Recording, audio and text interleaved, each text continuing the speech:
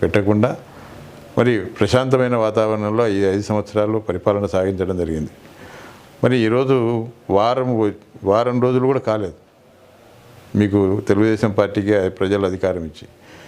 మరి ఏమైనా మీరు ఒక ప్రణాళిక గురించి ఇంతవరకు తయారు చేసుకోలేదు. మీ ప్రణాళికల్లో కూడా ఎవరి మీద దాడులు చేయాలా, ఎవరి మీద తప్పుడు కేసులు పెట్టాలా, మరి ఎవరి మీద 307 కేసులు పెట్టాలని ఆలోచన చేస్తున్నారు తప్ప ఈరోజు వరకు కూడా ఈరోజు ఎన్ని గ్రామాల్లో ప్రతి గ్రామంలో కూడా ఫోన్లు చేసి బెదిరియడం, పోస్టింగ్లు పెట్టడం ఫేస్బుక్లో, మన ఇళ్ళ వద్దకు వచ్చి ఆడామగానే తేడా లేకుండా ప్రజలను భయభ్రాంతులకు గురి చేసి వాళ్ళను అమాయకులు. ఎందుకంటే ప్రతి పార్టీకి కార్యకర్తలు ఉంటారు. తెలుగుదేశం పార్టీకి ఉంటారు, కమ్యూనిస్టులకు ఉంటారు, బీజేపీకి ఉంటారు, జనసేనకు ఉంటారు, అలాగే వైఎస్ఆర్ పార్టీకి కూడా ఉంటారు.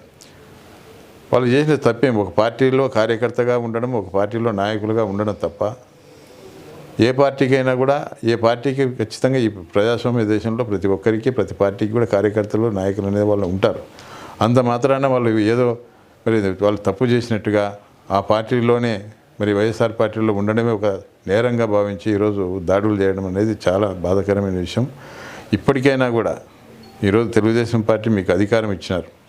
మీ అధికారంతో ఏదైనా మంచి పనులు చేసి మంచి పేరు సంపాదించుకోండి. అంతే తప్ప ఈ దాడులు చేసి ఏదో ప్రజలను బెదిరిస్తే మళ్ళీ మాకు ఇంకా అధికారం వస్తుంది అని చెప్పి ఆశపడతా ఉన్నారు. ఇది శాశ్వతం కాదు. ఎందుకంటే గతంలో ఎన్నో ప్రభుత్వాలు చూసినాం, మరి గతంలో కూడా చూసాము. ఎంతో 30-35 సంవత్సరాలుగా రాజకీయాల్లో ఉన్నాం కాబట్టి ఎన్నో ఒడిదడుకులు వచ్చినాయి. గెలిచినాము, ఓడినాము, అన్నీ చూసినాం. కానీ ఈరోజు ఈ దాడులు అనేది మాత్రం సహించేది లేదు. ఖచ్చితంగా ఎదుర్కొంటాం.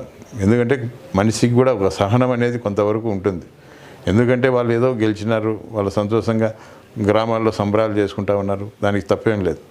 అంతేగాని గ్రామాల్లోకి వచ్చి క్రాకర్స్ కాల్చి ఇళ్ళల్లోకి వేయడము, మహిళలు అనేది కూడా చూడకుండా ఆ ఇళ్ళ మీద రాళ్ళు వేయడము, ఇనుప రాడ్లతో కర్రలతో ఇళ్ళ మీద పడి కొట్టడము, దాడులు చేయడం, ఇది ఏం సంస్కృతి?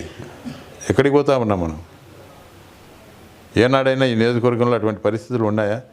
గత 5 సంవత్సరాల క్రితం కూడా మేము కూడా ఎమ్మెల్యే గెలిచినాం. ఏ గ్రామంలో కానీ ఎక్కడైనా ఒక చిన్న సంఘటన ఏదైనా జరిగిందా? ఎక్కడా లేదు. ఎందుకంటే ప్రజలు ఆశీర్వదించినారు, మమ్మల్ని గెలిపించినారు. 5 సంవత్సరాలు ఏం చేయాలా, ప్రజలకు ఏం మంచి చేయాలని ఆలోచన చేసింది తప్ప ఏ రోజు కూడా ప్రజలకు ఇబ్బంది పెట్టే విషయంలో కానీ అవతల తెలుగుదేశం పార్టీ వాళ్ళని ఇబ్బంది పెట్టే విషయంలో ఏనాడు కూడా ఆలోచన చేయలేదు. కాబట్టి మీరు కూడా మరి తెలుగుదేశం నాయకులు కూడా ఆలోచన చేయండి. ఇది మంచి పద్ధతి కాదు. మీ పద్ధతి మార్చుకోకపోతే ఖచ్చితంగా మళ్ళీ ఈ మీరు దాడులు చేస్తే మేము ఊరుకునేది లేదు. తప్పకుండా మళ్ళీ ప్రతి దాడులు అనేది ఖచ్చితంగా ఉంటాయి.